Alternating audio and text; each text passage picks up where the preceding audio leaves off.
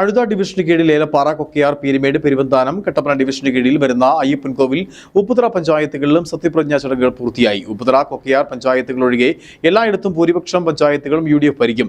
സ്വതന്ത്ര അംഗത്തിന്റെ പിൻബലത്തോടെ ഉപ്പുതറ പഞ്ചായത്ത് LDF ഭരിക്കും.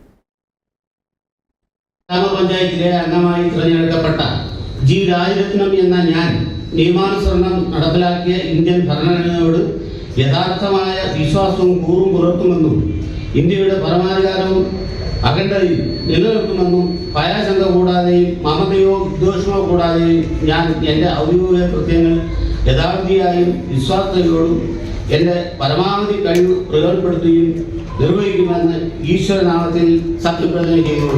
കഴിഞ്ഞ ത്രിതല പഞ്ചായത്തുകളിൽ തിരഞ്ഞെടുക്കപ്പെട്ട പഞ്ചായത്തുകളിലെ അംഗങ്ങളുടെ സത്യപ്രതിജ്ഞാ ചടങ്ങുകൾ പൂർത്തിയായി. ഓരോ പഞ്ചായത്തുകളിലെയും മുതിർന്ന അംഗത്തിന് വരണാധികാരി സത്യവാചകം ചൊല്ലിക്കൊടുത്തു. തുടർന്ന് മുതിർന്ന അംഗം മറ്റ് അംഗങ്ങൾക്ക് സത്യവാചകം ചൊല്ലിക്കൊടുത്തു. 10 മണിക്ക് തന്നെ സത്യപ്രതിജ്ഞാ ചടങ്ങുകൾ ആരംഭിച്ചു. 11:30 സത്യപ്രതിജ്ഞാ ചടങ്ങുകൾ പൂർത്തിയായി. തുടർന്ന് വരണാധികാരിയുടെ അധ്യക്ഷതയിൽ ആദ്യ യോഗം ചേരുകയും ചെയ്തു. അയ്യപ്പൻകോവിൽ പഞ്ചായത്തിൽ 14 സീറ്റിൽ 9 സീറ്റ് UDF നേടി ഭരണം പിടിച്ചു. LDFന് 5 സീറ്റുകൾ മാത്രമാണ് നേടാനായത്. ഉപ്പുതറ പഞ്ചായത്തിൽ 15 സീറ്റിൽ LDFും UDFും 8 വീതം സീറ്റുകൾ നേടി. 1 സീറ്റ് BJPയും 1 സീറ്റ് സ്വതന്ത്രയും നേടി. വിജയിച്ച ശേഷം സ്വതന്ത്ര അംഗം LDFന് പിന്തുണ നൽകിയതോടെ LDFന് ഭരണം ഉറപ്പായി.